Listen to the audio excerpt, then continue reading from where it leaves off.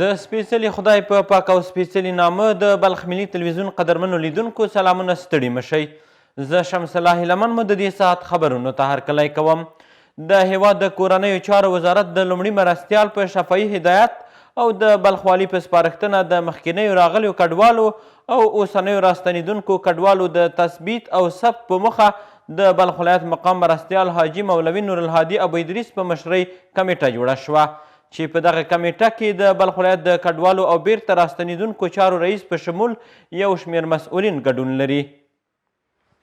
د بلخ ولایت مرستیال والي وایي چې د کورنیو چارو وزارت په شفاهي هدایت او د بلخ والي په سپارښتنه د افغان کډوالو د ثبت په چارو کې د شفافیت په موخه کمیټه ټاکل شوې ده چې دغه کمیټه دنده لري هغه کډوال چې د ګاونډیو هیوادونو څخه بلخ ولایت ته مخکې راستانه شوي دي او یا د راستنېدو په حالت کې دي د هغوی په اړه د اړوندو سیمو یا د کلي د جوماتونو د ملا امامانو او مشرانو په همکارۍ اړوند معلومات راټول کړي او د هر اړخیزو معلوماتو څخه وروسته د ټاکل شوې کمیټه ریښتیني کډوال د یوه ډیټابیس په ترڅ کې ثبت کړي او د خپل راپور یې په لیکلي بڼه ولایت مقام ته وړاندې کړي ترڅو اړونده مرجع ته واستول شي. این کمیسیون که من تشکیل دادم به عنوان ثبت تثبیت کمیسیون نامش است بس اساس هدایت معاون اول وزیر داخله به هدایت شفاهی به ما مردم هدایت داده شده. از خاطر کمیسیون ما تشکیل دادیم که در کمیسیون مثلا برای رأس کمیسیون ما خودم هستم و رئیس مهاجرین، رئیس سایه، معاون استخبارات، معاون قماندان امنیه اینا هستم. به خاطر همی است که مهاجرین اعداد کننده از پاکستان، از ایران، از دیگه ممالک خارجی که در افغانستان میآید عودت میکنه به خاطر که آماده یا بعدا میآید به خاطر ثبت تثبیت همه مهاجرین این کمیته تشکیل شده به خاطری که شفافیت بیایه واقعا مهاجر است زمین داره جایداد داره یا نداره به این چیزش تثبیت شوه. به این خاطر که است ما همه کمیته را تشکیل دادم به هدایت شفاهی وزیر داخله. انشالله این پروسه بسیار پیش میره و کوشش دارم که این پروسه را به پیش ببرم. د یادونې وړ ده چې دمګړۍ په ټول هیواد کې د نورو هیوادونو څخه هیواد ته د راغلیو کډوالو په تړاو کمیټې ټاکل شوي او دغه لړۍ رسما دوام لري. د بلخ ولایت د پوهنې ریاست مسؤلین وایي چې تر دې دمه یې په دغه ولایت کې د راستنېدونکو کورنیو د 300 په شاوخوا کې ماشومان په ښوونځیو او دیني مدرسو کې شامل کړي دي او همدارنګه کتابونه او کتابچې هم ورباندې ویشلي. د بلخ ولایت د پوهنې رئیس وایي د دغه ولایت راستنېدونکو کډوالو ته د زده کړو د زمینې د برابرولو او د راستنېدونکو کورنیو ماشومانو او تنکیو ځوانانو ته د درسي کتابونو د ویش په برخه کې د جوړې شوې کمیټې تر چتر لاندې مثبت ګامونه پورته کړي دي. ښاغلی شهید خیل زیاتوي دغه ریاست د درسي کتابونو او کتابچو د ویش ترڅنګ په دغه ولایت کې 300 نوي راغلي ماشومان په ښوونځیو او دیني مدرسو کې جذب کړي دي. هر کسی که از بیرون کشور میاد داخل افغانستان بالخصوص در ولایت بلخ وزارت معارف چیزی که مکتوب برای ما روان کرده ما مطابق وزارت معارف که کدام طرز العمل روان کرده هیچ شاگرد ما اگه مدرسه بخوانه هم ما مشکل نداریم اگه مکتب میخوانه مشکل نداریم. ما تقریبا یعنی برای تان بگویم که از 300 شاگردم در صفت مدارس و مکاتب کردیم. همدارنګه ښاغلي شهید خیل د هیواد له ملي سوداګرو او مخاورو څخه وغوښتل چې د راستنېدونکو افغان کډوالو د لاسنیوي په برخه کې له دغې کمیټې سره همکاري او مرسته وکړي. صدای ما اینمی است به حیث یک برادر و یک شهروند ولایت بلخ که چیزی که در توانش است اگر پیسه نقد باشه مواد غذایی در توانش باشه کرایه یک حویلی برشان در توانش باشه با مهاجرین ما باید همکاری بکنه و انشالله این ثواب آخرتش هم است و یک همدردی ملت ما با مردم مظلوم مهاجرین افغانستان هم یک نشانه محبتش است. د شته شمیرو له مخې له پاکستان څخه د افغان کډوالو له جبري شړلو وروسته دغه ولایت ته 4500 کسان راستانه شوي چې ډیری یې ماشومان او میرمنې دي.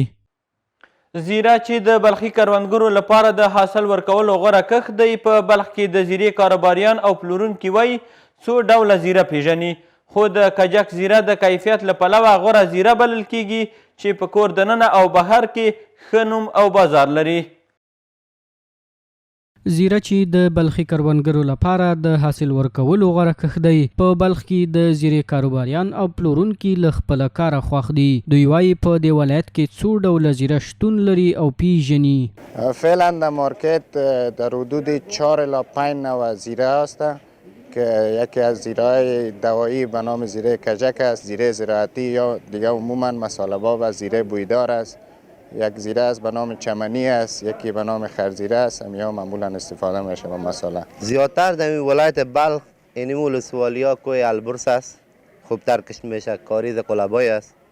دیگه این طرف دمی گرد پیش ولسوالیا زیادتر کشت میشه و خوب حاصل میده. خو وطني زیره د کیفیت له پلوه غوره زیره بلل کیږي چې په کور دننه او بهر کې ښه نوم او بازار لري. این زیره افغانستان که است، این زیره دیگه زیره است دیگه. این هم عطرش زور است، او باز بوی نمیتن، شخ میشه عطر از رو او میگیرن، باز از اوی سرایی میکنن. مثلا هندوستان است، سوریه است، ایران است، این از این مناطق ها میآید اینجا. د یادونې وړ د زیره په اصل کې یو غرنی صنعتي او طبي بوټی دی. ځانګړي اقلیمي شرایطو ته اړتیا نه لري چې له زیرې څخه په خوړو او طبابت کې ګټه اخیستل کیږي. د فوتبال غوره لیګ سیالۍ د بلخ ولایت د ولسوالیو په کچه د 8 ټیمونو په ګډون پیل شوې. د بلخ فوتبال فدراسیون مسؤلین وایي چې د دغو سیالیو په پای کې د یاد ولایت د نهرشاهي او چمتال ولسوالیو د فوتبال ټیمونه له یو بل سره مخامخ شول او د چمتال ولسوالۍ د فوتبال لوبډلې په بریا سره دا لیګ پای ته ورسېده. د بلخ ولایت د فوتبال فدراسیون مشر وایي چې د ورزشکارانو د لا زیاتې هڅونې او ملاتړ په موخه یې د فوتبال د 8 ټیمونو په ګډون د بلخ ولایت د ولسوالیو د ورزشکارانو ترمنځ غوره لیګ سیالۍ پیل کړي دي چې په پایله کې د چمتال او نهرشاهي ولسوالیو لوبډلو د دغه لیګ وروستي پړاو ته لاره پیدا کړه.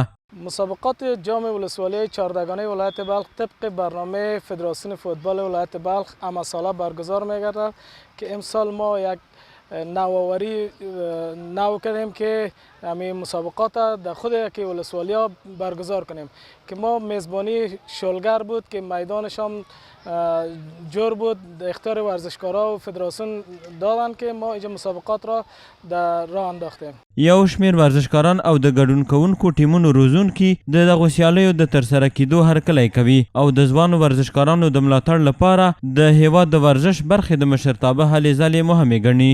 ریاست عمومی تربیت بدنی از هر نوع ورزش حمایت کرده است و در ضمنش رؤسا و مسئولین امارت اسلامی فقط پابند به این هستند که از طریق ورزش جوانان را صحتمند بسازند، جوانان را بسازند رشد بدن. امروز آرزو میکنم که همین مردمی که در اینجا جمع شدن هم ساعتشان تیر شود، هم از نگاه روحی و روانی تشویق شوند. شما میفهمین که ورزش برای صحت بسیار زیاد مهم است.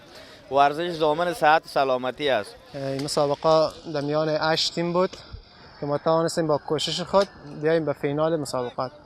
د یادونې وړ ده چې د بلخ ولایت د ولسوالیو په کچه د فوټبال غوره لیګ هر کال د دغه ولایت د فوټبال فدراسیون د مسؤلینو لخوا جوړیږي چې سږکال هم د 8 ټیمونو ترمنځ دغه سیالۍ جوړې او د چمتال ولسوالۍ د لوبډلې په بریا سره پای ته ورسېدې. د بلخ ملي تلویزیون قدرمنو لیدونکو دا و د دې مهال خبرونه. تر بیا مو العمل ښه وخت.